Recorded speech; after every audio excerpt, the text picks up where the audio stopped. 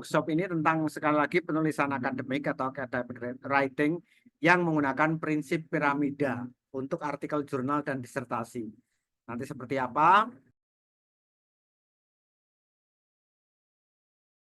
akan kita bahas bersama-sama. Nah, pendekatan belajar kita adalah total presentasiku slide-ku itu 50 gitu, 50-an lah, nggak banyak. Untuk 3 kali pertemuan, artinya memang aku memfasilitasi sifatnya, tidak memberikan sesuatu gitu. Jadi memfasilitasi pembelajaran orang dewasa, teman-teman adalah orang-orang yang cukup berumur, uh, lansia dini gitu, bahasanya kami itu. Jadi kita belajar itu tidak dengan cara-cara dijejali dengan informasi ya, tetapi dengan cara kita berproses secara eksperiensial, secara mengalami langsung, dan aku itu tidak bisa memfasilitasi semua proses pembelajaran eksperiensial, tetapi nanti akan um, ada syarat di mana teman-teman membutuhkan keterlibatan gitu, terlibat di dalam berbagai proses ini.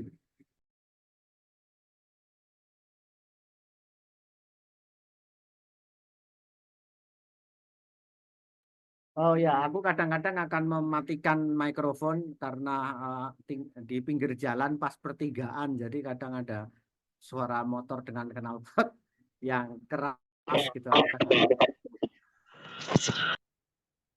Baik, selanjutnya kemudian dengan kita melakukan, kita mengalami, aku memfasilitasi refleksi beberapa, tapi aku harapkan teman-teman melakukan refleksi secara mandiri, kemudian berpikir, berproses kita untuk engage di dalam workshop kita. Workshop ini gratis, tidak dipungut biaya, yang ngomong juga tidak dibayar, artinya kita memang belajar dan saling berbagi. Yang dibutuhkan adalah keterlibatan teman-teman. Tidak ada sertifikat, tidak ada apa-apa. Jadi jangan berharap apa-apa selain mendapatkan pengetahuan dan informasi tentang cara menulis ya. Dan dengan demikian, karena nggak ada rewardnya, teman-teman ya supaya mendapatkan maksimal dari proses kita ini ya benar-benar terlibat. Termasuk nanti bagaimana aku akan membuat breakout rooms untuk teman-teman berproses. Nanti mungkin ada sedikit presentasi berbagi hasil dari apa namanya pengembangan piramida, logika piramida dan sebagainya. Intinya begitu. Jadi jangan expect aku akan banyak berceramah tentang apa itu prinsip piramida, tetapi kita akan berproses di mana keterlibatan teman-teman itu sangat penting sekali. Jadi tidak ada di sini yang menuntut harus on cam, harus full perhatian, apa namanya, enggak ya. Tetapi aku minta teman-teman sih untuk terlibat supaya maksimal. Tidak ada presensi juga gitu. Jadi mau jadi aneh kalau cuman menyalakan ada namanya di situ tapi ditinggal aktivitas gitu ya. Wong nggak ada presensinya, nggak di absen gitu ya. Mau ikut boleh, nggak ikut boleh. Tapi kalau ikut, aku berharap teman-teman benar-benar terlibat, engage dengan semua proses karena aku benar-benar tidak akan menjejali teman-teman dengan berbagai konten gitu ya. Tapi kita berproses dan ada aktivitas di situ. Sampai di sini bisa kita oke ya. Oke, Prof. Siap. Baik, Ya, selanjutnya. Prof. Nah, ini dia.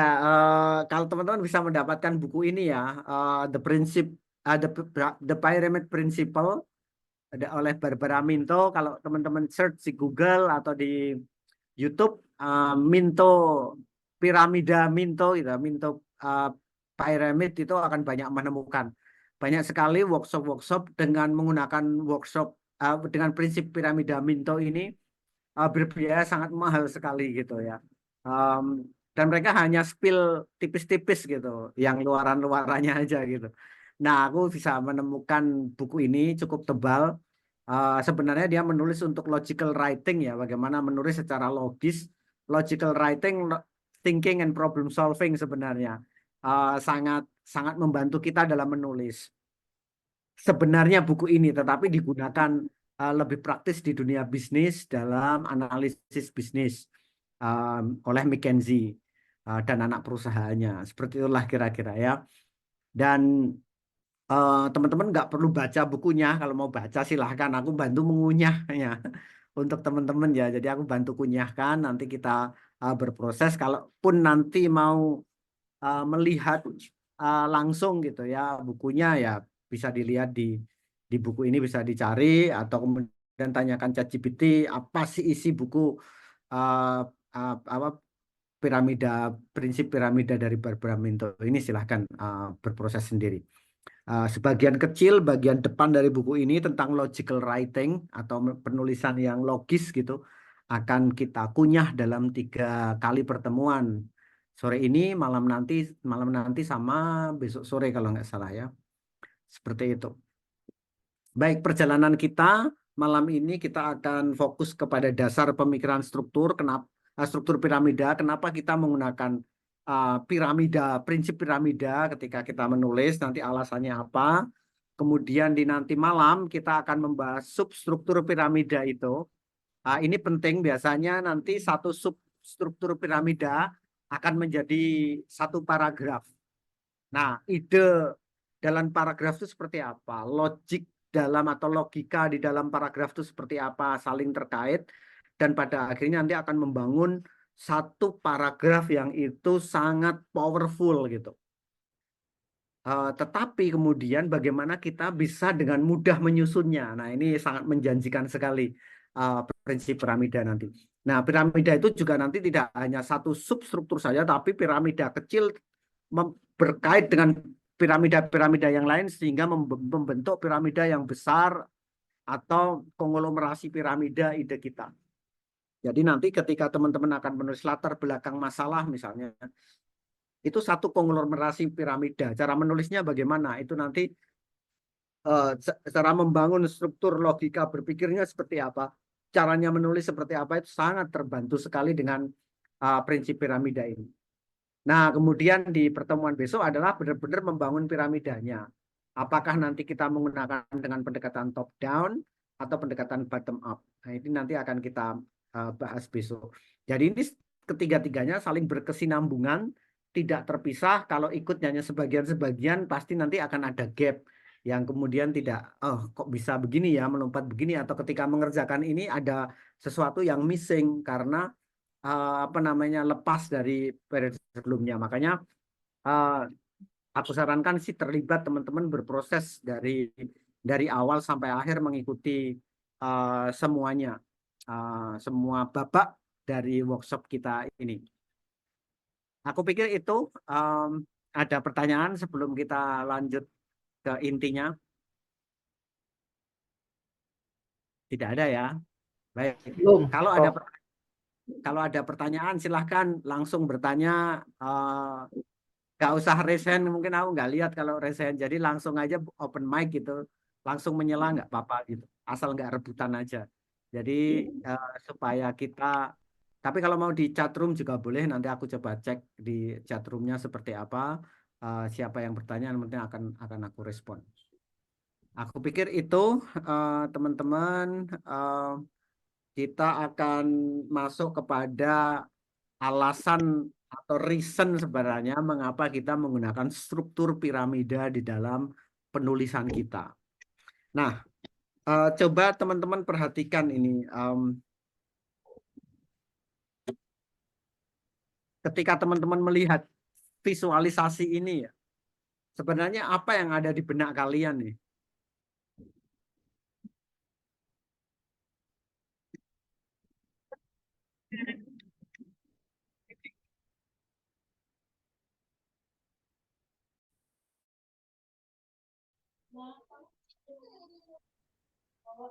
Segitiga, Prof.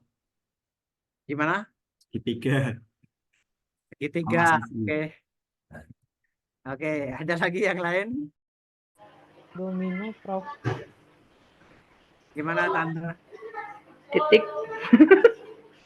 Ada 6. Ya, ada 6 titik. Oke, ada lagi yang lain? Apa yang ada di benak pertama kali terbersit ketika melihat gambar ini? Domino, Atau Prof. visualisasi ini? Domino. Domino, oke. Ya, domino, ya, oke, siap. Kartu domino. Oke, yang lain? Lingkaran kecil, Prof. Lingkaran kecil. Oke. Ada lagi yang lain?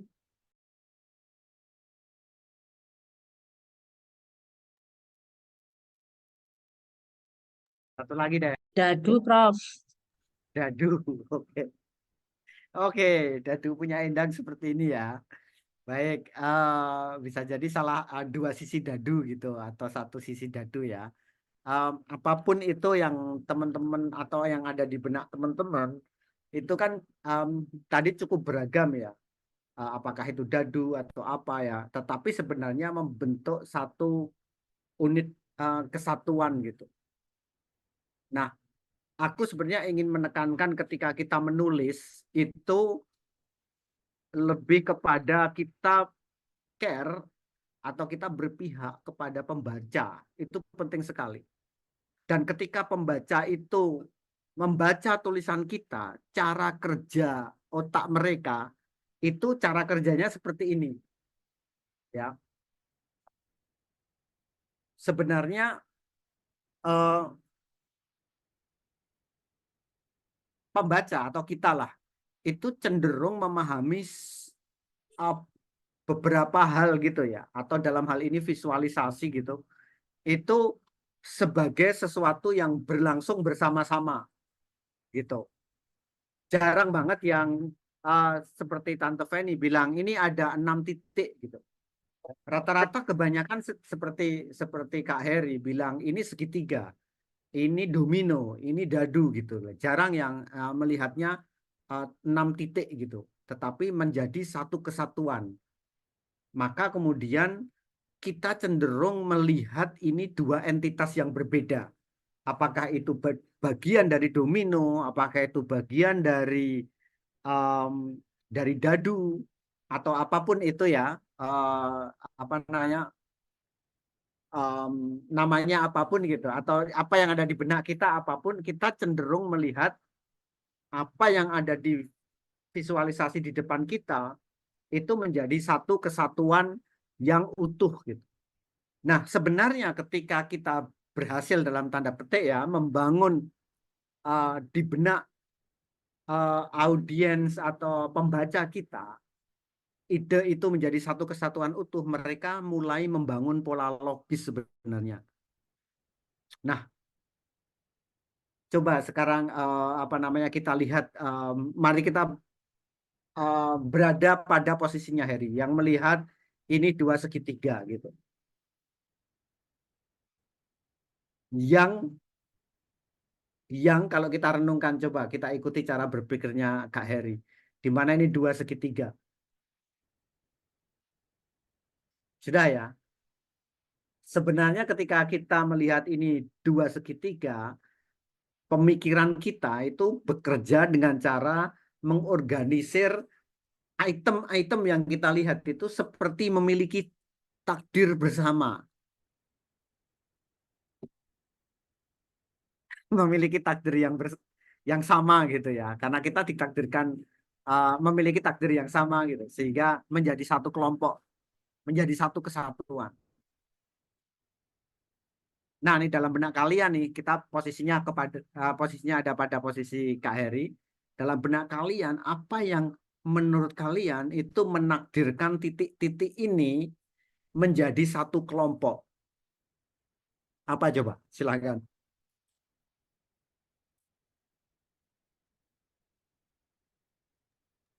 Jaraknya berdekatan, Prof. Gimana, Om Fajar? Jaraknya berdekatan. Bagus, jaraknya berdekatan. Apalagi? Dalam satu tempat yang sama? Dalam satu tempat yang sama, tempatnya di mana? Di dalam itu ada garis dua itu. Berdekatan. Baik, dalam dua garis. Ada lagi yang lain? Ini dari Kak Rafiq Hidayat. Bentuk dan presisi yang hampir sama. Oke, bentuk presisi yang hampir sama. Ada lagi yang lain? Gimana? Gimana?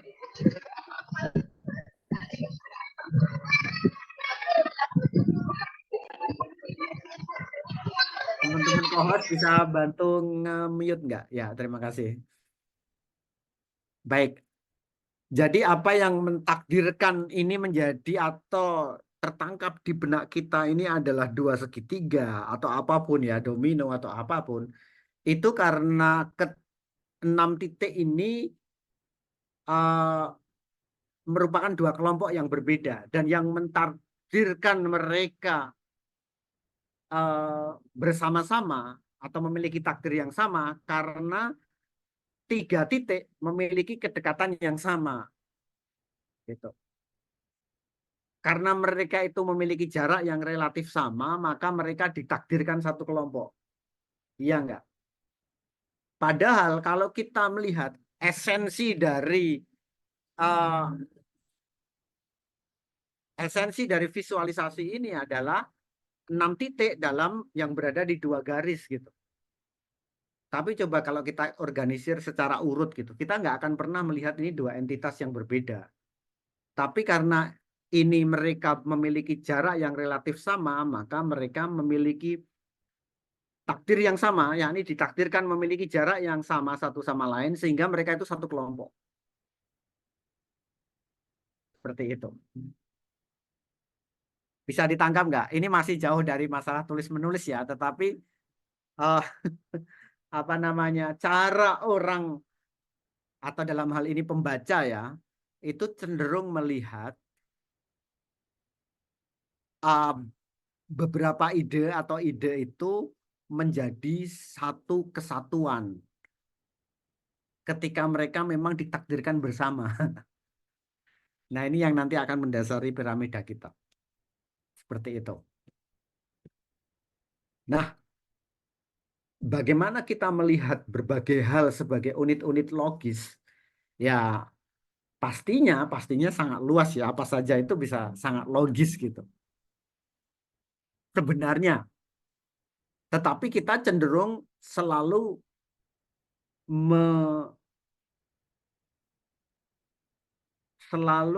mencari sebagai penulis ya, mencari sesuatu yang itu memang logis begitu saja atau autologis gitu lah ya, kalau bahasanya anak zaman now itu ini autologis gitu ya. Tapi bisa jadi ya memang tidak autologis. Tapi logis, tapi terlalu jauh mungkin bisa jadi. Nah, kuncinya sebenarnya ada pada bagaimana kita membangun logika. Sesuatu yang memang logis tetapi memang terasa tidak logis ya, itu juga penting. Pembaca akan sangat terbantu dengan cara kita membangun logika 2 entitas berbeda gitu. Relasi logisnya apa? Itu penting nanti di dalam tulisan kita. Mari kita coba baca pasangan kata benda di bawah ini.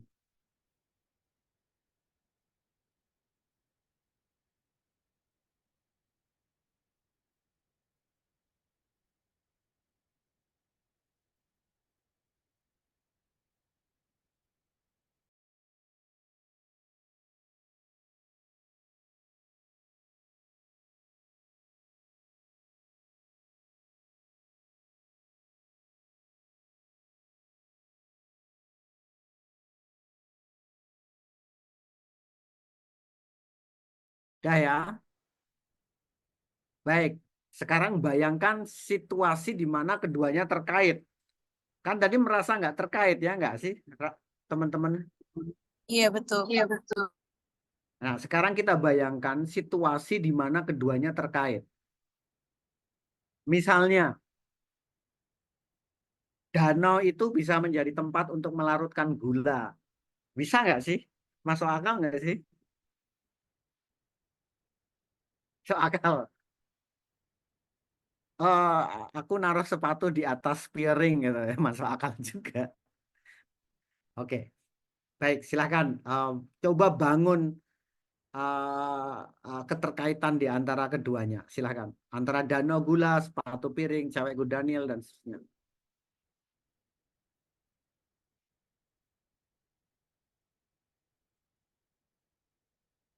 Sudah?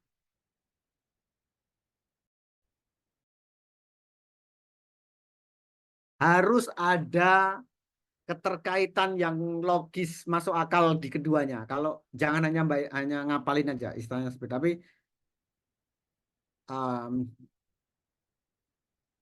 apalah istana memiliki tempat parkir sepeda misalnya kayak gitu. Silakan.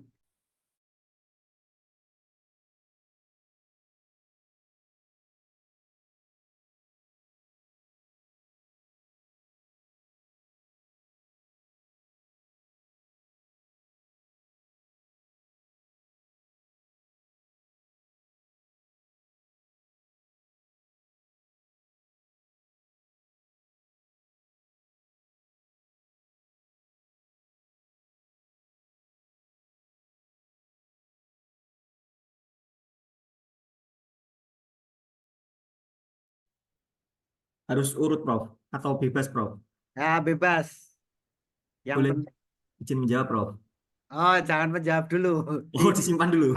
Disimpan di benak masing-masing. Oke ya, kalau sudah coba aku tutup di sebelah kanan. Silakan siapa bisa mengurutkan dari atas ke bawah. Silakan. Izin, Prof.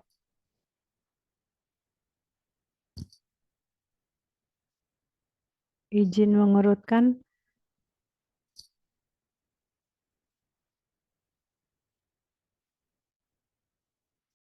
Kelihatannya Prof cari terpental. Silakan. Oh, udah. Enggak. Yang di sebelah kanan doang, kanan. Silakan, Kak. Ya, danau gula, sepatu piring, cewek udanil, pensil bensin, istana sepeda, rel kereta gajah, buku sikat gigi.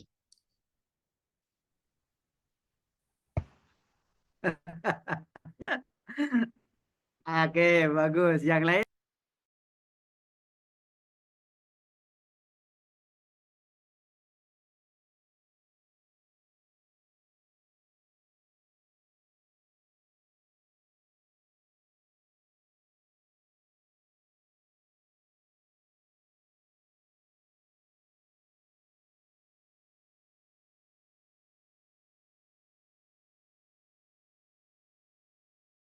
Bagus ya, kita lihat. Oh ya, benar. Jadi sebenarnya ketika teman-teman menulis, membangun relasi-relasi logis di dalam tulisan teman-teman nanti, akan membuat orang itu mudah mengingat. Karena pembaca itu tidak akan, akan pasti ketika membaca itu akan engage memorinya. Ketika itu mereka nggak ingat apa yang barusan dibaca, itu nggak akan nyambung ke berikut-berikutnya. Maka sebenarnya tugas kita dalam menulis adalah penting sekali untuk membangun keterkaitan yang logis. Ada kalanya memang sudah logis begitu saja atau autologis gitu ya.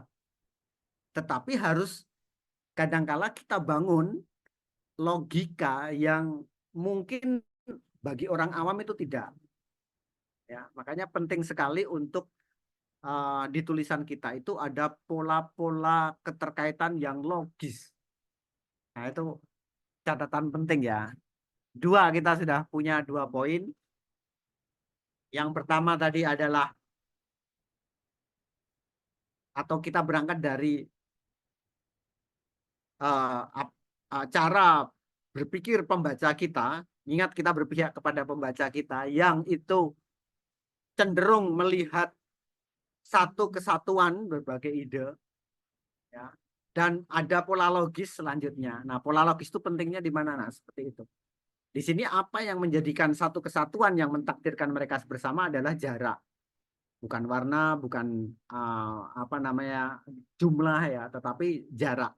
Karena jaraknya relatif sama, mereka menjadi satu kesatuan. Nah, sekarang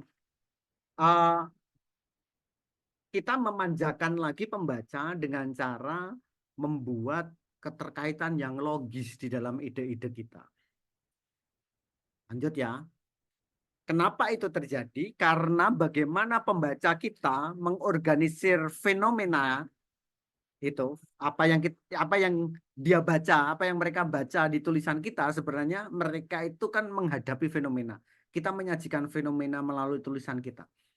Nah, pengorganisasian fenomena itu tidak terjadi ketika kita atau pembaca mendengarkan atau membaca ide. Jadi yang kebaca itu idenya, itu penting, bukan teksnya doang, tetapi ide di dalam teks kita apa. Nah, pembaca kemudian juga mengasumsikan ide-ide tersebut, sekali lagi, sebagaimana ditakdirkan bersama mereka itu. Ya, kayak 3 titik tadi ditakdirkan bersama karena misalnya jarak. Ditakdirkan bersama karena warna, bisa jadi kalau warnanya berbeda. Hijau titik 3 titik hijau dengan 3 titik biru akan ditakdirkan bersama kayak gitu. Bukan ditakdir, tapi nampak sebenarnya. Jadi ketika bagi pembaca itu nampak bersama, satu sama lain saling terkait, itu akan lebih mengena di pembaca. Gitu ya. Nah, kemudian kita membangun pola logis di dalamnya. Sekali lagi, kadangkala itu autologis, kadangkala kita membutuhkan kita sebagai penulis itu membutuhkan membangun pola logis di dalamnya. Nah, bagaimana caranya akan kita pelajari sepanjang workshop kita. Nah, pola ini, teman-teman semua, 3 pola ini akan menjadi piramida karena ini satu-satunya, menurut Minto satu-satunya, walaupun tidak harus semua ya, yang itu memenuhi kebutuhan pembaca untuk memahami tulisan kita. Ya, ada 2 hal. Yang pertama, berhenti di angka magis 7. Ya, kadang-kala aku selalu minta mahasiswa untuk hindari paragraf yang panjang, ya, karena rumus angka magis 7 ini aku sampaikan nanti. Kemudian menyatakan logika relasional. Nah, ini akan kita lakukan di struktur piramida kita. Nah, coba bayangkan satu skenario ini ya. Bayangkan suatu sore yang panas dan lembab, dan kamu memutuskan akan mandi keramas dengan air yang dingin gitu ya. Terus meninggalkan sofa yang nyaman untuk membeli sampo. Aku mau keluar beli sampo. Kamu bilang ke pasanganmu ya, ada yang perlu aku beli lainnya enggak? Saya bilang, ya ampun, panas begini, pengen banget makan per gitu. Dia bilang ke Anda akan mengambil, dia bilang ketika Anda akan mengambil helm di atas rak sepatu. Kayaknya kita butuh susu UHT. Kemudian kamu mengambil helm dan dia berjalan ke dapur. Tak lihatnya di kulkas, kayaknya tomatnya habis. Dan oh ya, telurnya habis juga. Bener nih, kita butuh tomat. Kamu pakai helm dan berjalan menuju pintu. Wortel ya, buat bikin jus. Jeruk juga boleh. Kamu buka pintu, keju. Menuju carport, apel. Menaiki motor dan menyalakan mesinnya, sama yogurt ya. Udah semua. Yap, makasih ya yang. Itu ceritanya. Terkait dengan teori angka magis 7 ini, George Miller mentasbihkan the magical number 7 plus or minus 2. Jadi kita itu menurut dia tidak dapat mengingat 7 item dalam memori jangka pendek dalam satu waktu. Ya, ada yang bisa mengingat 9 biasanya ya, 9. Jadi 7 plus 2 kan 9. Tetapi jarang. Rata-rata 7 itu. Ada yang bisa cuma sampai 5. Aku sendiri cuma 5, itu sudah bagus sekali gitu. Sebenarnya paling enak mengingat 3, pas itu. Kalau 1 itu mudah tentu saja, tetapi itu terlalu simple kalau kita nanti untuk menulis ya. Jadi 3 itu pas. 5, 3 itu pas. Jangan 7. Lebih dari 4 atau 5, berpikirlah untuk kita mengelompokkan ke dalam kategori yang logis agar mudah diingat oleh pembaca tentunya. Coba kembali ke cerita ini, teman-teman. mau berangkat beli sampo tapi dititipin pasangannya banyak item ya, ada buah, ada keju, ada yogurt, ada tomat dan lain sebagainya. Aku tanya sekarang, uh, berapa item yang dibeli oleh orang ini selain sampo?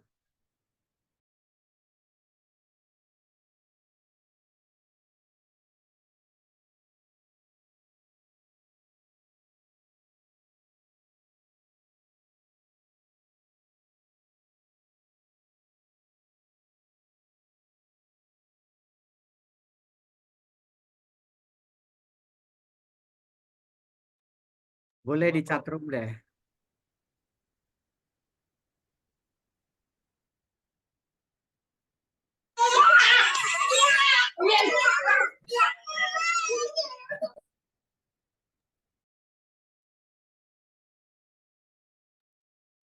Empat, Prof. 5, Prof. 5. 5. Kayaknya kalau kamu cuma bawa sampo doang pulang deh, Alif. Kan 5, Prof. Sama Mas 1. Alif. Oke, siap. Baik, ada 7, 6, 5, 9. Oke, sangat beragam ya. Coba kita lihat nih ada berapa.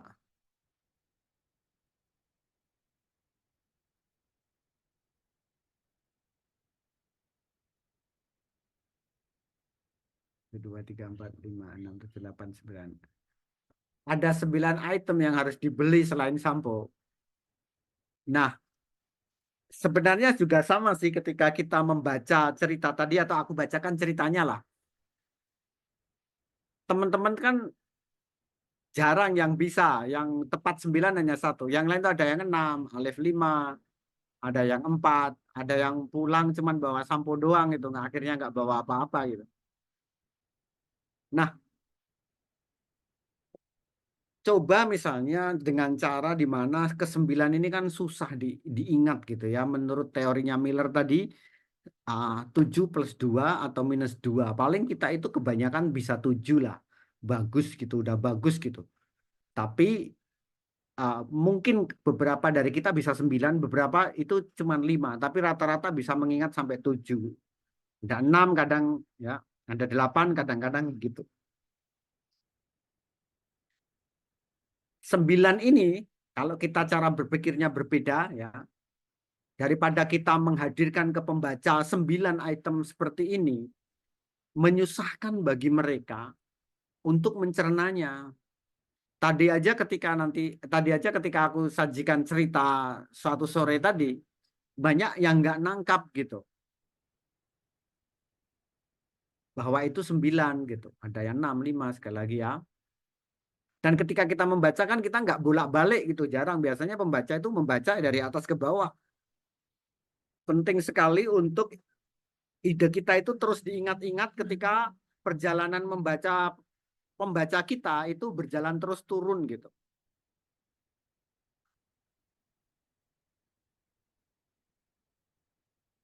Maka di sini perlu kita mencari cara lain, yakni tadi itu karena kita berbicara 6 titik, kemudian kita mengorganisir di kepala kita dengan cara-cara di mana itu 2 entitas berbeda, kata Harry itu segitiga. Maka di sini sebenarnya kalau kita membangun kategori di sini atau mengelompokkan apapun takdirnya mereka ini ke-9 item ini akan lebih memudahkan bagi pembaca, akan nampak bagi pembaca sebagai satu kesatuan ketimbang mereka harus mengunyah 9 item. Tapi bantu mereka mengunyah pelan-pelan yang lebih sedikit. Oke. Ini kalau kita kategorikan menurut teman-teman bisa menjadi berapa kategori? 3, Prof. 3 apa saja? Buah, kemudian susu dan bahan dasar susu, dan telur. Buah dan apa? Susu dan apa tadi? Dan telur. Kan susu UHT, keju, yogurt itu kan masih kayak semacam ada keterkaitan gitu, Prof. Kemudian untuk pir, jeruk, dan apel itu juga ada keterkaitan. Kemudian ada telur yang tidak berkaitan. Oke, yang lain? 2, Prof. 3, Prof. 3. Waduh. Silakan, Neneng. Oh ya, 3 itu buah, sayuran, sama bahan susu, Prof. Yaitu buah termasuk pir, jeruk, apel, kemudian susu UHT, keju, sama yogurt, kemudian tomat, telur, wortel untuk bahan sayurannya. Mungkin itu. Telur masa sayur, piye to? Pengkategoriannya harus presisi tidak apa yang membuat mereka itu ditakdirkan bersama. Apakah telur itu takdirnya sama dengan wortel? Ya nggak apa-apa sih kalau kita bisa membangun logika. Tapi yang paling umum akan tampak bagi paling umum. Ingat, cara kita mengkategorikan akan efektif kalau itu cuma 3. Sekitaran 3 sampai pokoknya di bawah 4-5 lah. Kalau sudah di atas, kita mengkategorikan di bawah di atas 5, itu juga tidak akan efektif.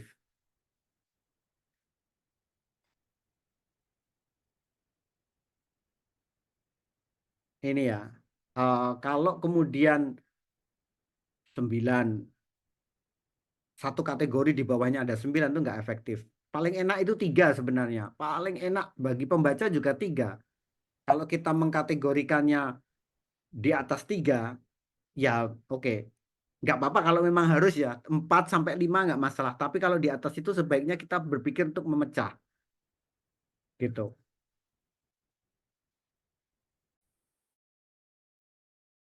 Pak lihat di chatroom nih ada 3, ada 2. Bahan kue, oke, sayur, buah, 4. Ya, kalau oke, kita lihat di sini ya. Di sini kita bisa melihat ada yang satu nasib gitu ya, satu takdir yakni susu UHT, telur, keju, yogurt itu adalah produk dairy. Gitu. Ya.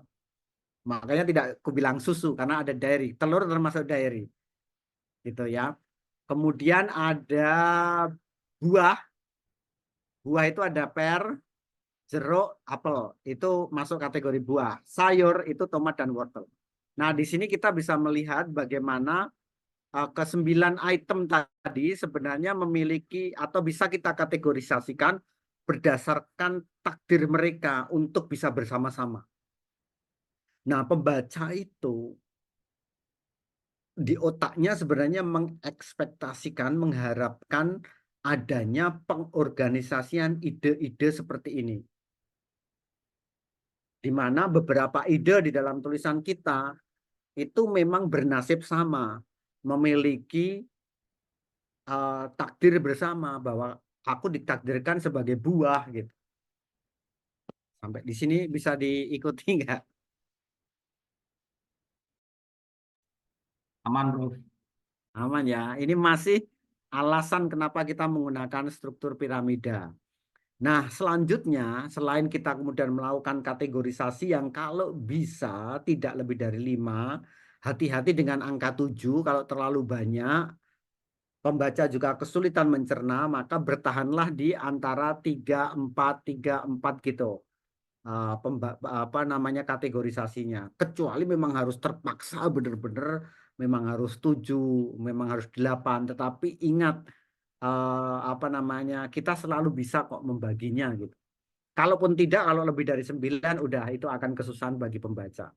Sekali lagi tugas kita adalah memanjakan pembaca itu di dalam tanda petik ya. Seperti itu. Bukan kita terlalu egois. Pokoknya aku nggak peduli menyampaikan ideku, boom dalam tulisanku, nggak peduli pembaca akan kelelahan secara mental atau tidak membaca tulisan kita. Nah itu yang perlu kita tekankan di sini. Nah selain kita berhenti di angka magis 7, kalau udah 7 stop gitu ya, perlu dipecah gitu ya, atau kita bagi kelompoknya, kita juga perlu membangun logika relasionalnya di sini ya. logika relasional itu adalah ketika kita mengkategorikan dengan logis saja sebenarnya tidak cukup ya. Karena mengkategorikan 9 item tadi menjadi 3 set ya tetap sebenarnya kan total 9. Nah, kita butuh membangun atau menyatakan logika relasionalnya seperti apa. Di mana kita bergerak melampaui 9 tadi menjadi 3. Gitu. Nah, fokus kepada 3 kategori di sini artinya kita berpikir satu tingkat abstraksi yang lebih tinggi. Nah, ini dalam penelitian kualitatif seperti kita berproses menjadi lebih deduktif gitu. Susu UHT, telur, keju, yogurt itu kan bentuk konkretnya ya. Bentuk konkretnya, realnya, induktif sifatnya. Bentuk konkretnya. Nah, yang lebih abstrak dari keempat-empatnya ini adalah produk dairy. Jadi ketika kita bilang produk dairy ini merupakan abstraksi dari keempat poin di sini, keempat item ini. Ya. Jadi kemudian mengelompokkan saja tidak cukup susu UHT, telur, keju, yogurt, tapi kita butuh bergerak ke atas di sini. Dengan kita bergerak ke atas di sini sebenarnya kita secara otomatis membangun logika relasional. Bahwa susu UHT, telur, keju, yogurt, semuanya itu memiliki takdir bersama, memiliki logika relasional, hubungan yang logis bahwa mereka semua adalah produk dairy. Seperti itu. Bahwa pear, jeruk, apel itu semua adalah buah. Tomat, wortel itu semua adalah sayur. Kenapa itu abstraksi yang lebih tinggi? Karena dia lebih abstrak. Konkretnya adalah tomat. Misalnya kalau kita ke supermarket bilang, aku beliin sayur ya, gitu, atau tolong belikan sayur gitu, itu abstrak. Yang akan membelikan nggak akan tahu ini yang mau dibeli apa. Sayur itu ada banyak, kangkung, bayam, tomat, wortel dan sebagainya gitu. Tapi ketika kita bicarakan, kita bilang tolong belikan tomat ya, nah itu konkret gitu. Nah, di dalam kita proses membangun logika relasional itu semestinya kita nanti akan bergerak ke level abstraksi yang lebih tinggi. Ya. Dan ingat juga bahwa susu UHT itu nanti bisa jadi merupakan abstraksi yang lebih tinggi dari misalnya Frisian flag, dari merek-merek gitu ya, Indomilk ya, merek susu UHT itu. Jadi ada beberapa merek susu UHT di bawah susu UHT di sini gitu. Tapi kalau kita bilang belikan aku Frisian flag 5 kardus gitu. Itu artinya lebih konkret. Susu UHT itu abstraksinya lebih tinggi ketimbang Frisian flag gitu. Nah, tapi susu UHT memiliki abstraksi yang lebih tinggi namanya produk dairy. Nah, ketiga-tiganya ini barangkali juga memiliki abstraksi yang lebih tinggi lagi. Namanya apa? Produk yang dijual di supermarket kayak gitu. Itu abstraksinya paling tinggi, misalnya seperti itu ya. Jadi cara kita menulis nanti sekali lagi perlu membangun logika relasional karena mengelompokkan saja tidak cukup. Ketika kita kelompokkan ya iya dari 9 akhirnya menjadi 4, 3, 2 gitu. Tetapi kita membutuhkan logika relasional ya, di mana kita berpikir satu tingkat abstraksi lebih tinggi. Itu nanti adalah menjadi prinsip-prinsip piramida. Kenapa itu penting? Karena itulah cara berpikir pembaca kita. Kalau teman-teman nanti akan mengirimkan artikel ke jurnal internasional bereputasi, cara berpikir mereka itu sudah seperti itu dan terbentuk sejak dalam kandungan mungkin gitu. Jadi ketika mendapati cara menulis kita yang tidak ada bangunan relasional logisnya, itu mereka juga akan terengah-engah dan akan kesulitan gitu. Ini kita terlepas dari hal teknis menulis SPOK ya, kita udah lewati itu, tetapi bagaimana kita keras di dalam membangun satu paragraf. Nah, proses mental kita ya atau pembaca kita ya, bagaimana mereka berpikir, mengingat, memecahkan masalah, itu sadar tidak sadar sebenarnya menggunakan proses pengelompokan dan melakukan summary, sehingga informasi di dalam benak seseorang itu atau dalam benak pembaca itu dapat diolah melalui penata laksanaan pengorganisasian ke dalam satu yang aku bilang tadi, piramida yang besar, konglomerasi piramida yang saling terkait satu sama lain.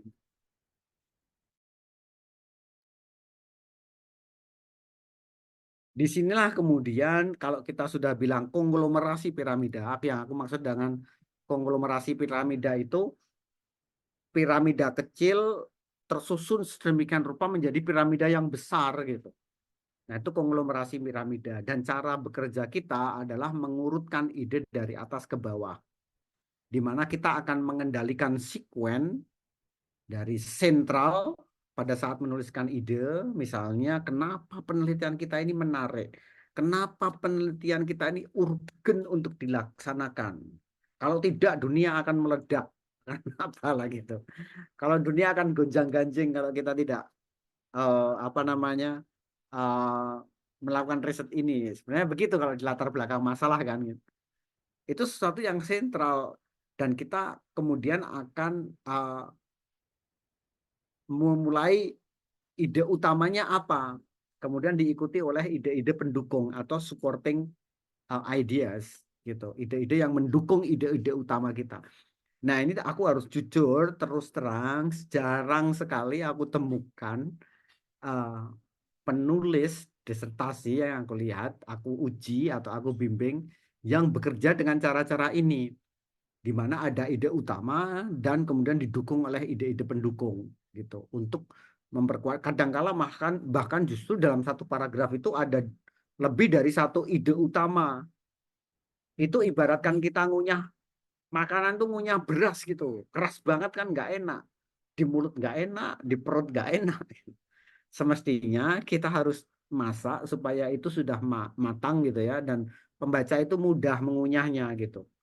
Nah, caranya bagaimana? Satu paragraf itu satu ide saja dan kemudian didukung oleh beberapa ide pendukung.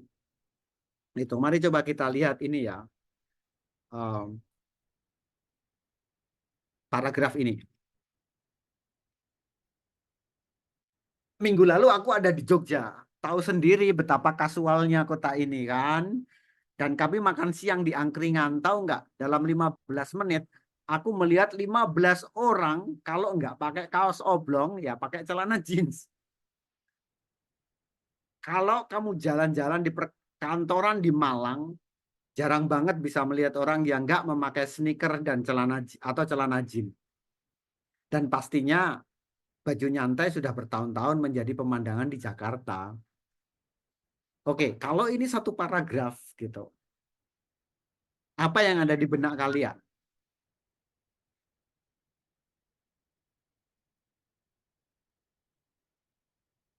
Mana ide utamanya? Jogja kota casual, Prof. Jogja kota casual sebagai ide utama. Ada yang lain? Tidak ada ide utama, Prof. Tidak ada ide utama. Baik, ada lagi yang lain?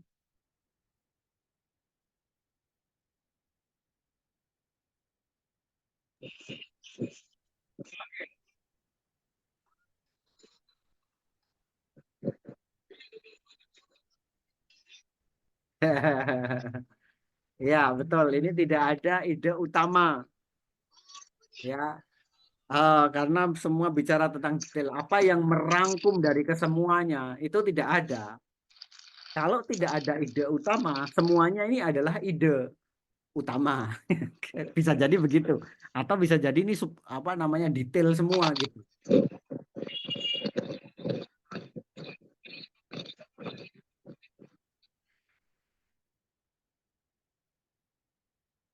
Ketika ini detail semua, pembaca itu susah mencerna gitu. Ya, ini sebenarnya mau ngomong apa sih di paragraf ini gitu.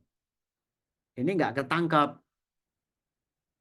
Nah, aku terus terang aja, sering sekali ketika memeriksa disertasi seperti ini. memeriksa artikel jurnal karena aku jadi reviewer di beberapa jurnal internasional bereputasi juga gitu. Itu begitu juga bahkan internasional gitu. Apalagi jurnal-jurnal nasional. Teman-teman kita itu masih berantakan menulisnya gitu. Ini ide utamanya apa? Itu nggak muncul di situ. Ketika nggak muncul, ini kan susah sebenarnya apa? Sehingga apa yang ditangkap oleh pembaca, kayak Heri tadi, yang ditangkap adalah apa yang paling berkesan menurut dia, yakni Jogja kota kasual gitu. Padahal masih ada kota Malang disebut di sini, masih ada Jakarta di sini gitu. Ya. Jadi pembaca akan kesusahan menangkap gagasan informasi yang ingin kita sampaikan atau pesan yang ingin kita sampaikan ke mereka. Gitu. Bayangkan kalau kemudian kita menuliskannya seperti ini. Aku terheran-heran ketika saat ini berbusana kasual sudah menjadi bagian yang diterima di dunia kerja kantoran. Di Jogja, bla bla bla bla, dan ya di Malang, bla bla bla, dan pastinya di Jakarta. Nah ini kan enak. Sebenarnya ide utamanya adalah dia itu mau ngomongin kalau pakai baju kasual itu sudah biasa di dunia kerja sekalipun gitu. Dan dia memberikan contoh atau supporting detailnya. Di Jogja kayak gini, di Malang kayak gini, dan pastinya di Jakarta. Dan ini cantik sekali dia bikin karena cuma 3 gitu. Anaknya itu 3, yang itu dirangkum satu abstraksi ide lebih tinggi di sini dengan aku terheran-heran ketika saat ini berbusana bla bla bla bla gitu ya. Seperti itu. Dan ini cara menulis seperti inilah yang sebenarnya diharapkan oleh para pembaca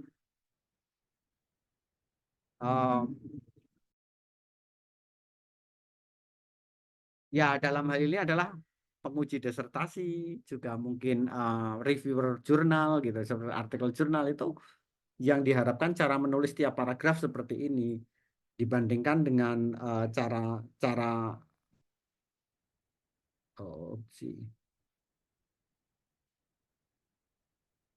menuliskan yang seperti ini. Ini tidak ada ide utamanya, tidak runtut gitu dari atas ke bawah. Ketika kita sampai di sini, oh itu enak sekali dibaca dan lebih mudah kita memahami sekelompok ide. Hanya idenya itu ya di Jogja kayak gitu, di Malang kayak gitu, di Jakarta kayak gitu. Tetapi ketika itu kita bungkus bersama, apa yang mentakdirkan mereka bersama, itu apa? Kita bergerak ke level abstraksi yang lebih tinggi. Ya.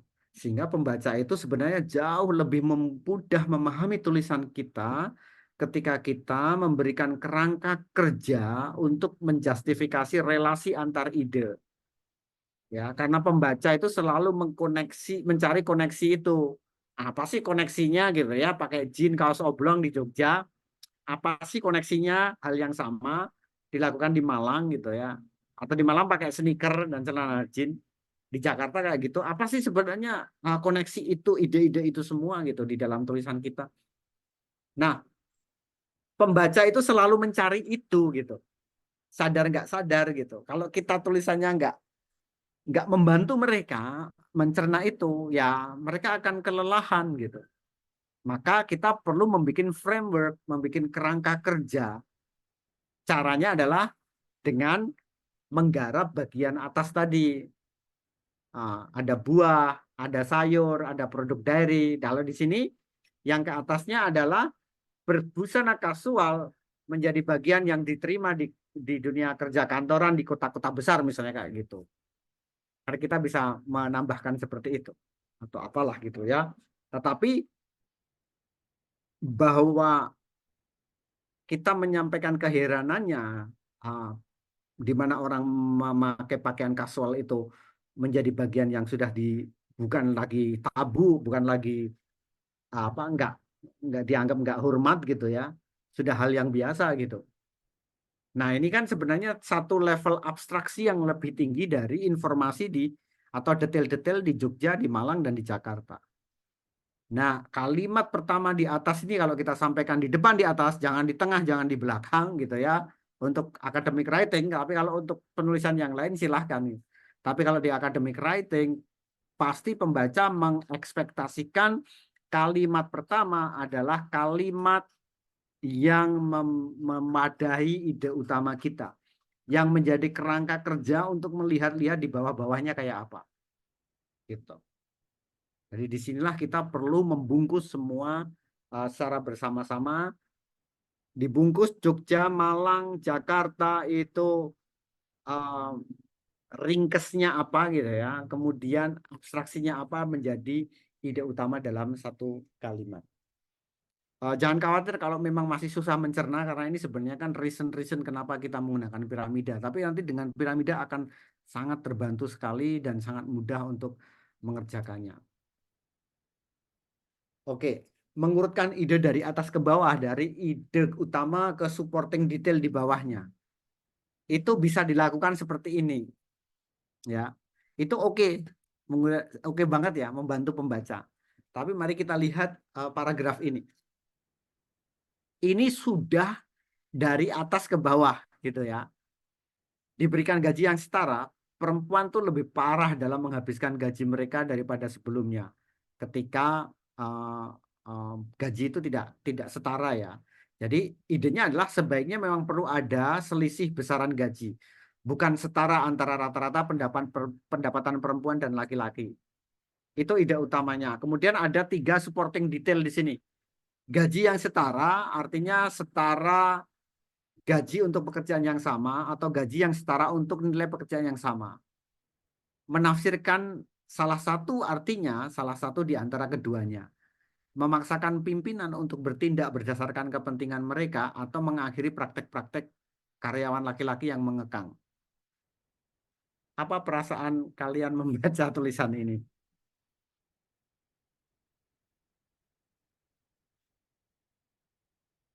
Seperti apa relasi ide-ide di atas?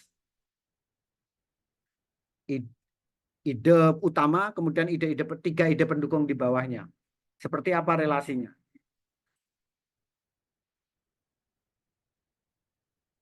Silakan. Ada yang bisa mengungkap relasinya apa? Lihat chatroom.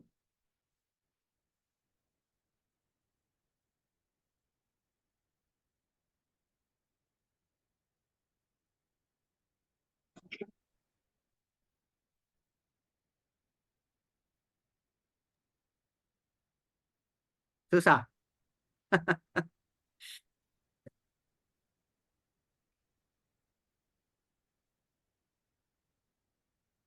Ya susah, aku juga susah. Kalimat ketiga dan keempat itu ketersambungannya susah, Prof. Kalau satu dua masih nyambung gitu. Makanya aku ingin tanya sebenarnya, bagaimana pengeluaran energi mental kalian ketika membaca ini? Besar,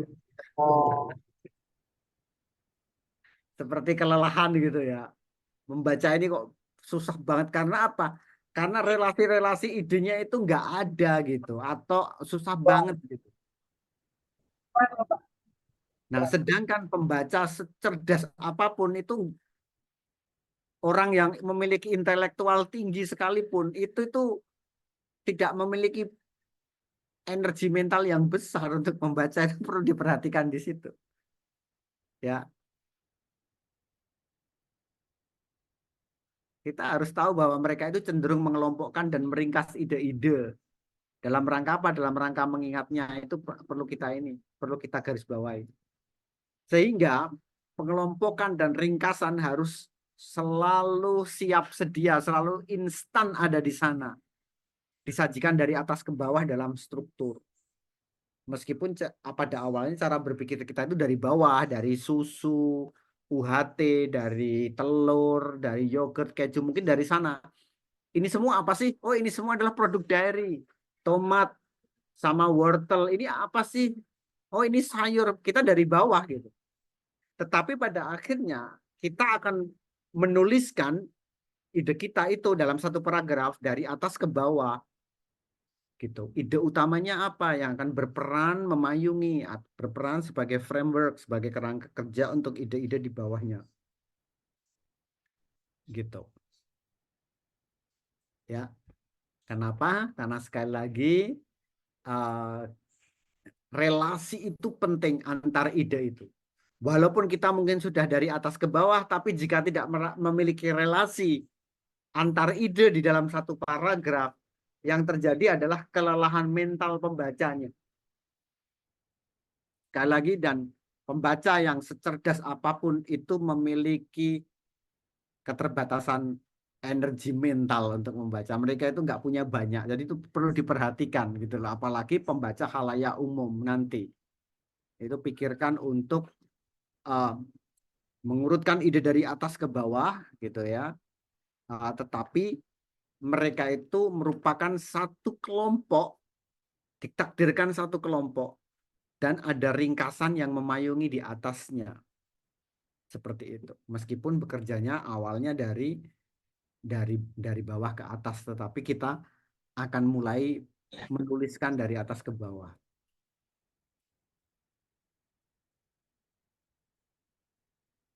Nah, ini atas ke bawah seperti ini. Nanti yang akan kita lakukan bagaimana kita membangun ini konglomerasi piramida, dan nanti akan sangat nikmat sekali kita menuliskan ketika piramida ini sudah tersusun. Sebenarnya sudah otomatis juga tersusun ini kita tulisan kita. Jika kemudian nanti satu piramida, satu unit piramida ini atau substruktur piramida ini adalah satu paragraf misalnya.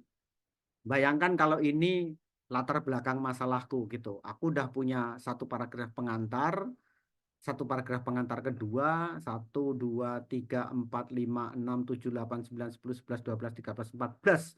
14 paragraf itu sudah cukup kita membuat latar belakang masalah untuk disertasi ataupun tesis gitu. Ya.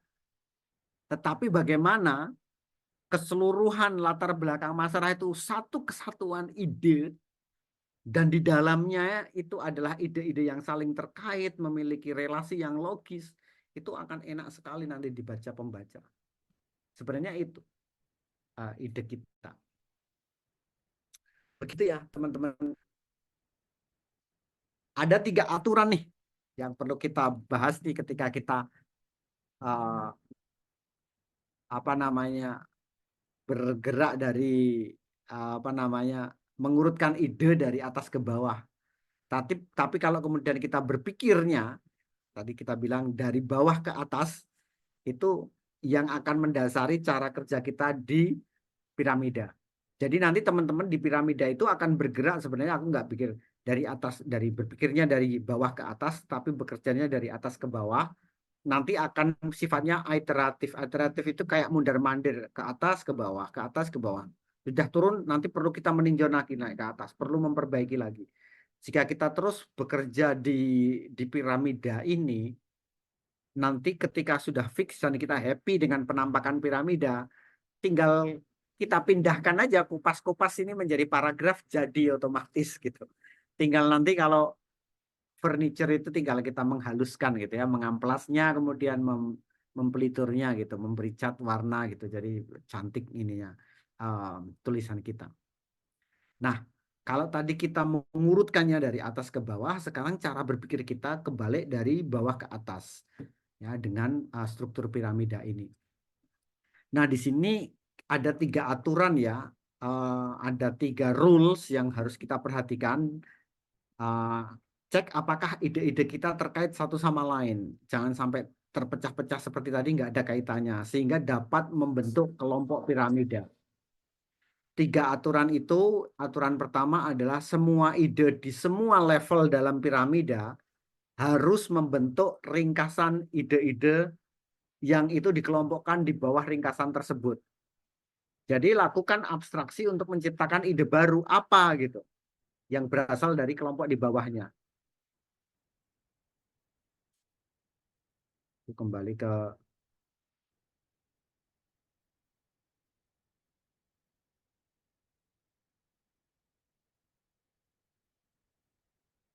piramida aja deh.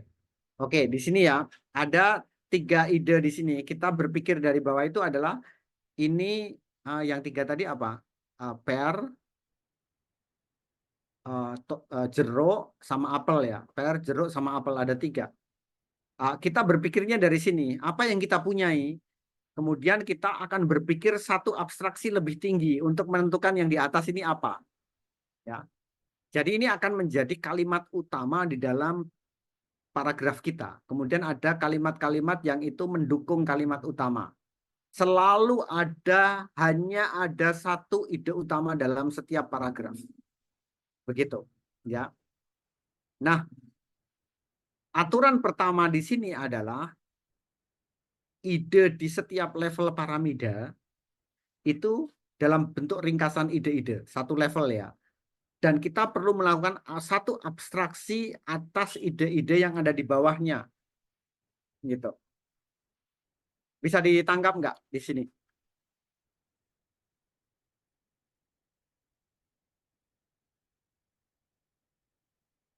Kalau aku kecepatan bilang, nanti aku ngegas-ngegas. Karena yang sesi pertama ini aku banyak ngomongnya. Nanti kita mulai banyak prakteknya, besok banyak prakteknya. Banyak mencobanya lah kalau bukan praktek, walaupun kelompok.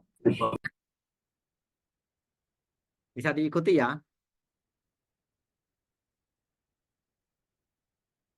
Oke. Yang kedua, semua ide dalam setiap kelompok merupakan ide yang sejenis. Karena ditakdirkan mereka bersama. Jadi, kelompokkanlah ide-ide itu dalam logika yang sama. Jangan pisah-pisah gitu. Pasti akan kesulitan pembaca untuk mengunyahnya sekali lagi.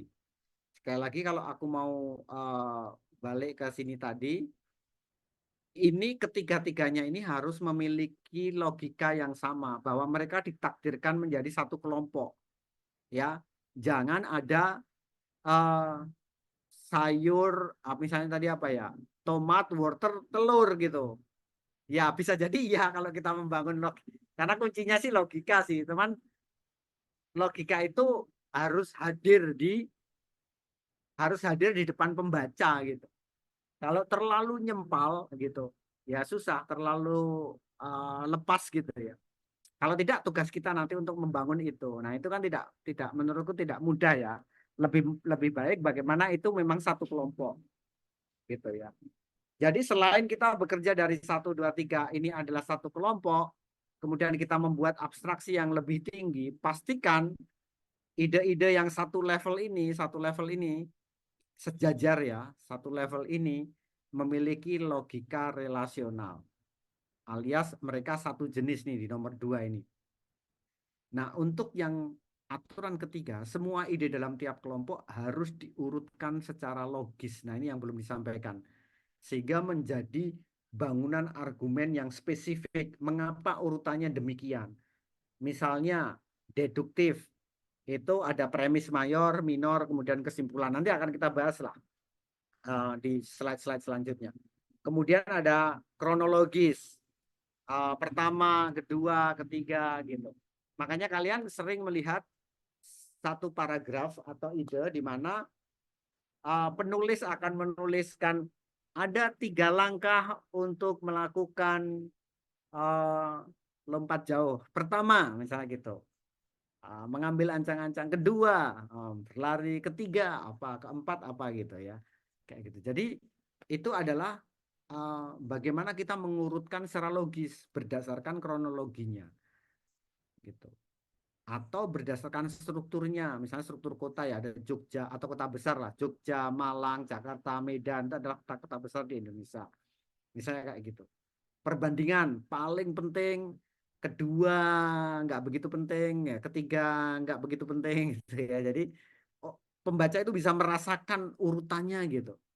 Apakah itu berbasis deduktif, kronologis, atau induktif bahkan ya, nanti kita bicarakan itu, struktur maupun perbandingan. Jadi ketika sekali lagi kembali ke sini, urutan ini dari kiri ke kanan tentunya, dari atas ke bawah gitu ya. Kalau ini misalnya atas, ini tengah, ini bawah, ini harus urut secara logis. Apakah urutannya itu berbasis logika deduktif gitu ya, ada premis mayor, premis minor, kemudian kesimpulan, atau bersifat kronologis, ini pertama, ini kedua, ini ketiga, dan seterusnya, atau mungkin 4 atau 5, ada berapapun gitu ya.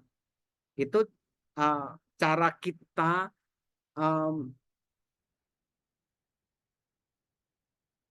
atau aturan yang ketiga ya, mengurutkan.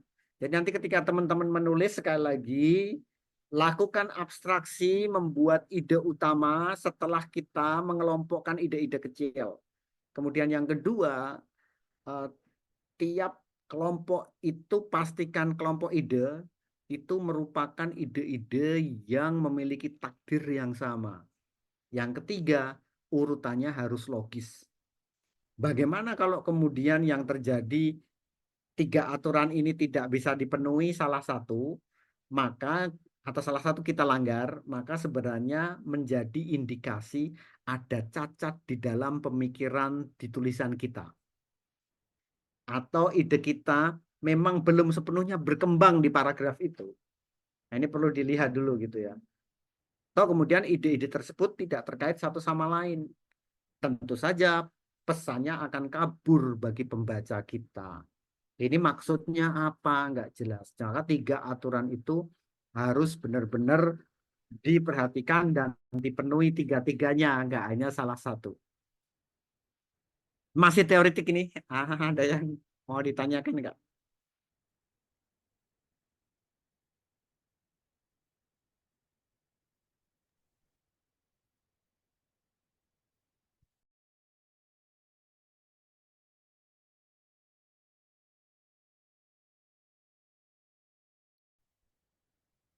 Tanya, Prof. Ya, silakan. Tadi pemikiran deduktif kan mayor, kemudian minor, kemudian kesimpulan gitu. Itu berarti di dalam satu paragraf meliputi itu gitu, Prof ya. Ide utama, ide pendukung, kemudian di akhir itu ada kesimpulan. Betul seperti itu atau bagaimana, Prof? Iya, betul seperti itu. Kadang-kala kita juga perlu lincah, kesimpulannya itu juga bisa jadi di ide utama gitu. Tapi perhatikan misalnya nanti kalimat pertama ide utama, kemudian kalimat kedua itu supporting detailnya ya. Ide pendukungnya itu premis mayor, kemudian premis minor, kemudian kesimpulan. Premis mayor itu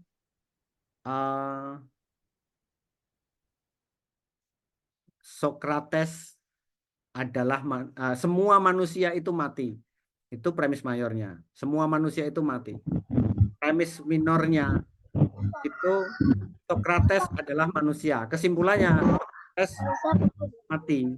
Gitu. Nah, itu ada di dalam paragraf itu. Tentu tidak harus semua paragraf seperti itu, tetapi setiap paragraf itu selalu ada relasi yang sifatnya berurutan. Apakah urutannya itu bersifat deduktif, kronologis, atau struktural gitu ya. Silahkan aja. Tetapi dipikirkan gitu, jangan acak gitu. Misalnya urutannya itu adalah ancang-ancang dulu atau mengambil posisi ancang-ancang, kemudian lari baru melompat gitu ya. Enggak dibalik dulu gitu. Ancang-ancang melompat baru lari, kan enggak kayak gitu gitu. Kalau kita bicara kronologis gitu ya. Seperti itu Kak Heri. Ada lagi yang lain? Nyambung, Prof, supaya Nah, nggak bingung gitu. Kadang kan kalau kita menyampaikan sebuah urutan kan di dalam satu paragraf itu panjang gitu, Prof. Sedangkan paragraf yang baik itu paragraf yang mudah diterima, contohnya 3 kategorian gitu ya. Nah, ketika itu memang membutuhkan panjang, apakah memang bisa dimungkinkan itu dilanjutkan di paragraf selanjutnya ataukah bagaimana, Prof? betul sekali. Aku sarankan sih kalau sudah lebih dari 4 kalimat, 5 kalimat lah, 5 dalam satu paragraf itu. Ingat tadi angka magis 7 ya. 7 itu sudah alarm sebenarnya. Kalau paragraf kita kepanjangan gitu. Minimal itu kan 3 kalimat tuh ya. Minimal 3 kalimat gitu. Amannya itu 4 sampai 5 lah gitu. Kalau udah lebih 5 atau lagi lebih 7, sebaiknya dipikirkan untuk dipecah. Nah, ketika kita pecah, nah kita berpikir satu unit piramida lagi gitu. Nah, kita akan bekerja secara tadi itu. Ada supporting detail, ada di atasnya gagasan utamanya, ide utamanya apa. Selalu begitu setiap paragraf.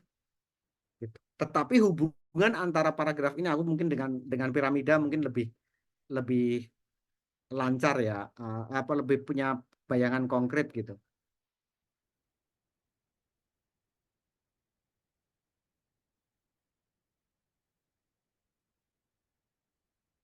Di sini Kak Eri ya, sebenarnya bisa jadi eh, ini kan sebenarnya satu paragraf gitu ya.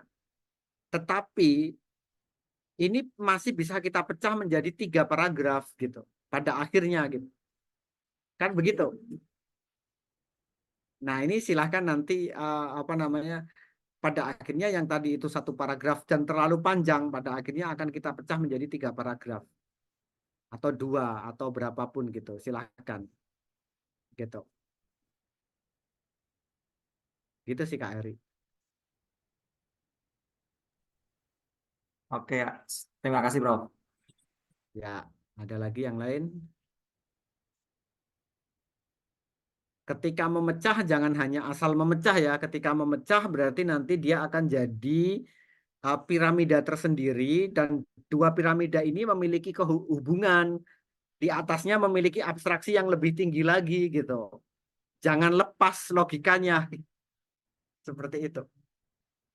Makanya nanti dengan membuat piramida itu akan enak sebenarnya. Kalimat juga langsung dibuat di piramida itu. Dalam satu kotak itu. Kotak itu, kotak itu. Jadi karena mudah sekali. Nanti langsung jadi itu. Langsung jadi paragraf. Satu sub piramida itu langsung jadi paragraf. 1 paragraf. Tinggal nanti kita mau urutkan seperti apa. Mana yang akan menjadi paragraf pertama, kedua, ketiga, dan seterusnya gitu. Izin bertanya, Prof.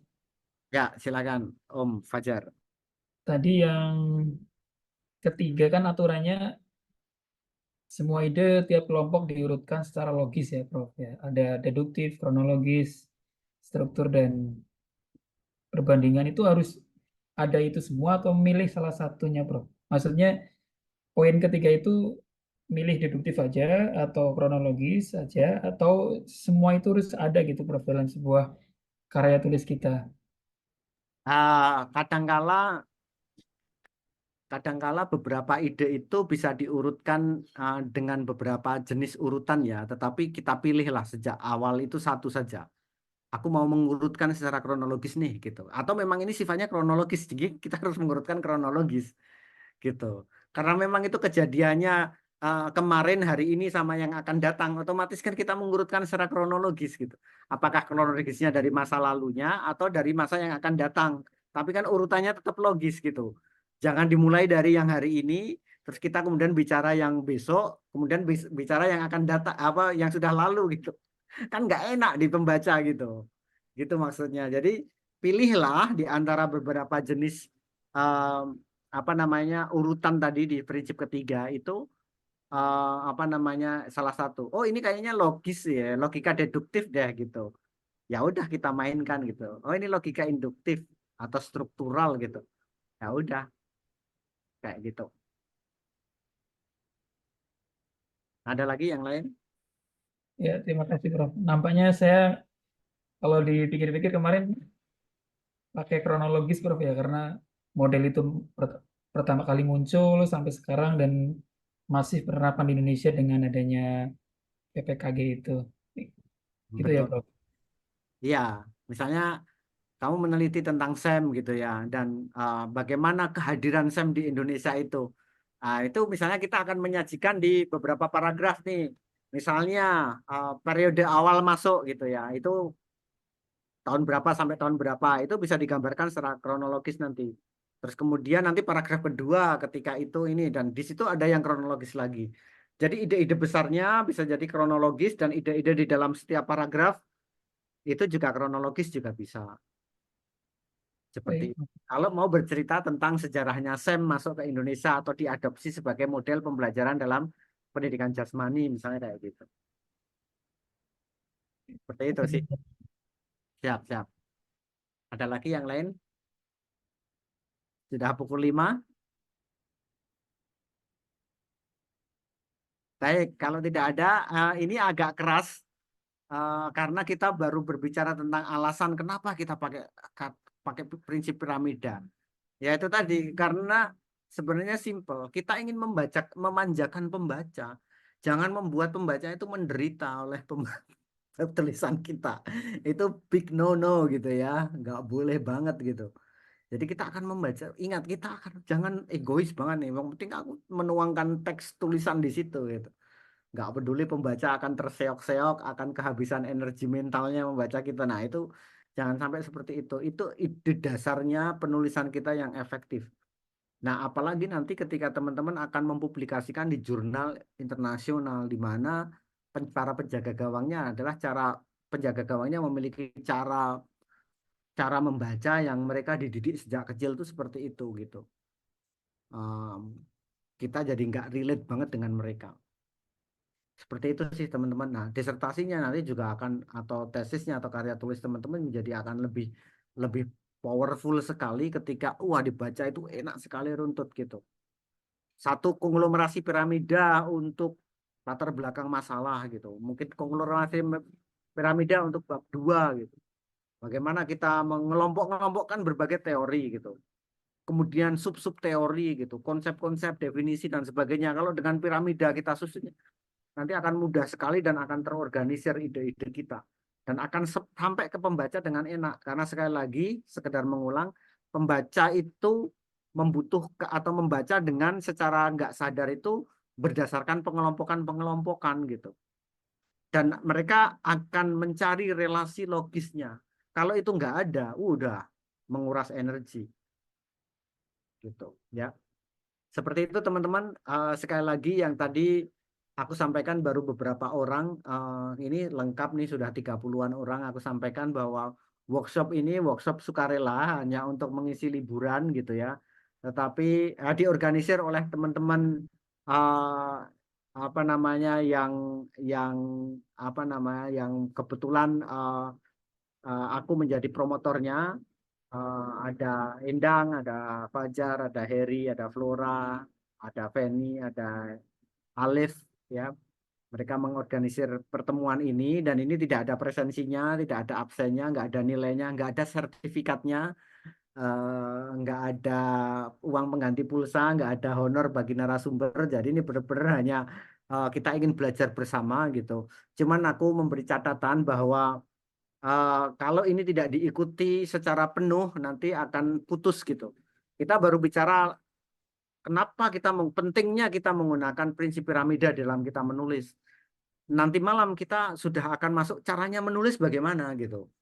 Caranya melogika bagaimana, kemudian cara menulisnya bagaimana. Sampai besok seperti itu. Sehingga nanti aku harapkan untuk teman-teman ikut berproses semuanya, tidak perlu tidak setengah-setengah ya, karena ini sekali lagi memang tidak wajib. Begitu sih teman-teman, kita bertemu lagi pukul berapa Kak Heri? 19.30 WIB, Prof. 9.13 itu setengah 8 ya. Setengah 8 WIB yang ada di waktu Indonesia Tengah atau Timur, silahkan menyesuaikan, tapi ya kita juga nggak lama, mungkin jam 9 juga udah selesai. 19.00 Prof, maaf, bukan 19.30. Oh 19.00, berarti kita selesai setengah 9 ya, kalau nggak salah. Atau nanti lah 19.00 sampai 21.00 Prof. 21.00. Oke, pokoknya ya oke lah, kita siap-siap. Nanti agak cukup menguras aktivitas, akan aku bagi jadi breakout rooms. Di breakout room nanti silahkan bekerja secara kelompok untuk menyusun piramida gitu. Sederhana, nanti kita presentasikan, kita diskusikan. Bisa nggak apa mendingan lewat mana? Baik, kalau tidak ada yang ingin ditanyakan, selamat beristirahat. Seperlunya kita ketemu lagi pukul 19 WIB atau jam 7 waktu Indonesia bagian Barat. Silakan Flora dan yang ada di area sana menyesuaikan. Izin aku akhiri meetingnya, kita akan menggunakan link Zoom yang sama ya. Selamat. Terima kasih, Bro. Ya. Terima kasih, Bro. Terima kasih, Prof.